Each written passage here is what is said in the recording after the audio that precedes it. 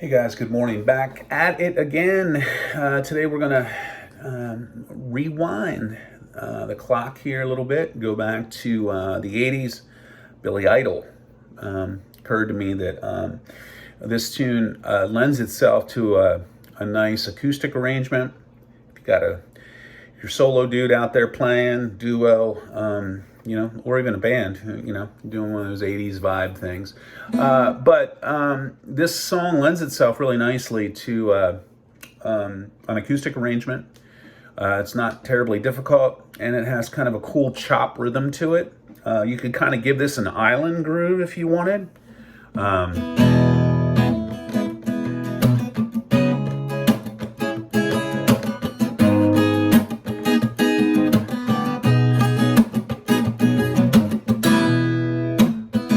So it's kind of nice,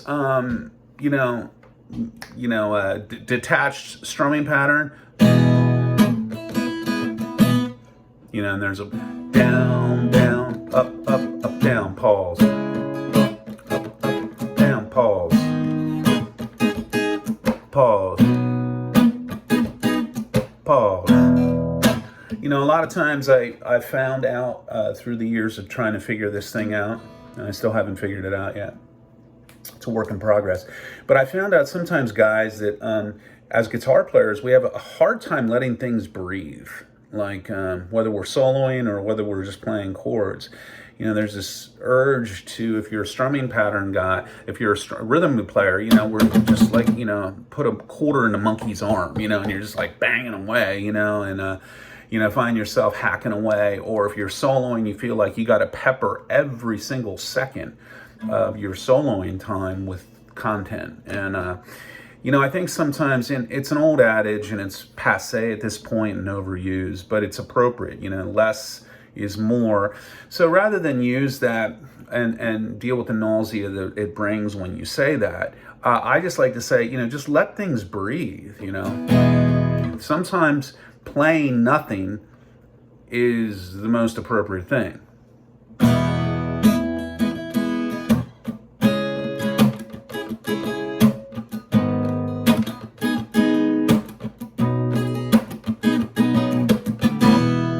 It has a nice little, you could probably do like a sweet island groove with this, I thought. When I was listening to it, it's like, if you bring a conga player in, you could, the song just already lends itself to that kind of groove. And you could probably do a really, really cool arrangement of it and get some mileage out of it with your audience. But at any rate, what do I know? I'm just an old washed up 54-year-old dude.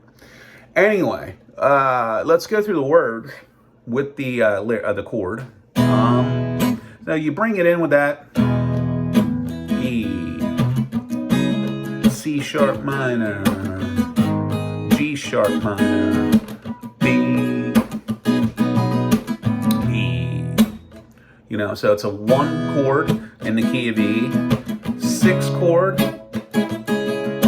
3 chord, 5 chord. So, pretty straight ahead. Now, you might make, if you're one of those guys, it's like, hey man, I'm having a hard time with those bar chords. There is a capoed version of it. You could go. Then when we go to the C sharp minor, you still got to gut that out. Then we got F sharp minor. Then we have A. So if we capo on the 2nd fret, we only lose one of those bar chords. I don't know. It just doesn't, you could do it that way if you need to, but you're only losing 1 bar chord. D, you still have to play the B minor bar chord. You still have to play the F sharp bar chord. And then the A, you save yourself a bar chord. So I'm talking about it in terms of visually what we see here. E, B minor, F sharp minor. E chord, B minor, F sharp minor, B. That's, A, but it's really a B. Let's get rid of that thing. I'm confused. All right, so E, down, C sharp minor,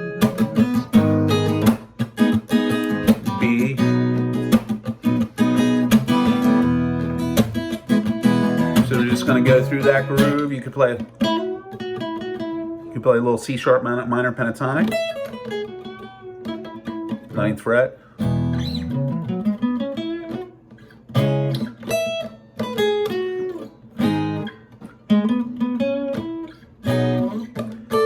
Oh shit. So that, you know, if you want to play a little bit of, like, you put that on your looper and then go up here to the 9th fret, just play your minor pentatonic position. You could put a little, you know, could stick a little lead in there.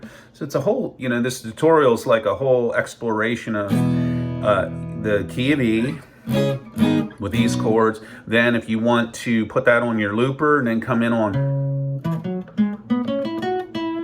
and I'm only saying this C sharp minor scale, a C sharp minor pentatonic at the 9th fret, first position, because that's one generally people are pretty comfortable with. So we're looking for a path of least resistance here. So now with the words, I'm all out of hope. One more bad break could bring a fall. When home, phone, alone, easy,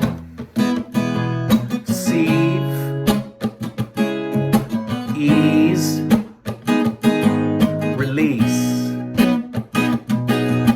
So there you have you know, the cue words. I always say, you know, it's a good idea to put the lyrics on a Word document, and then you can kind of line up the chord change with the specific word. Now when we go into the next section of the song here, the chorus, it's pretty easy. Hey,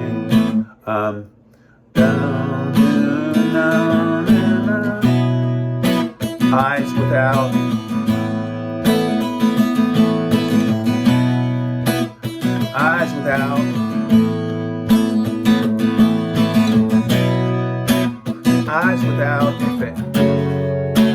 Got no human. Your eyes without effect.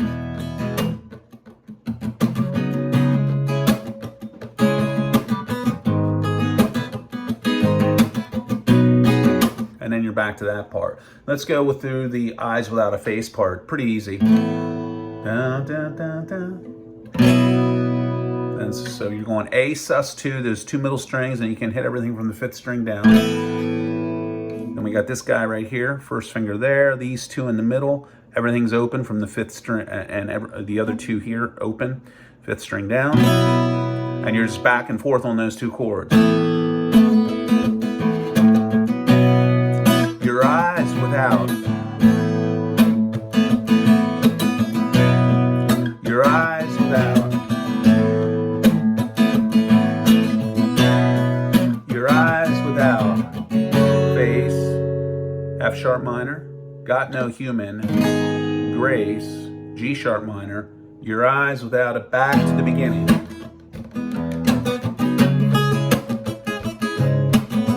Now, the big solo, the bridge section, super, super easy.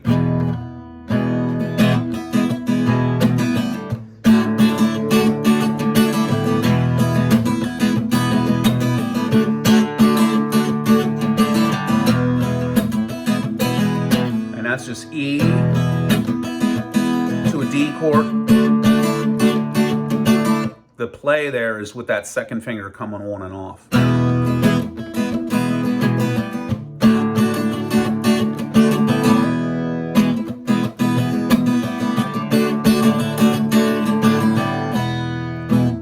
He comes out of that right back to that beginning section.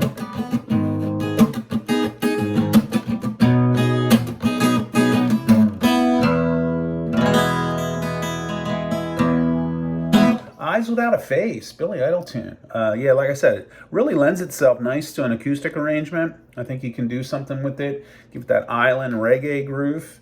And like I said earlier, you might be surprised the mileage you can get out of that. Billy Idol. www.theguitar-shop.com.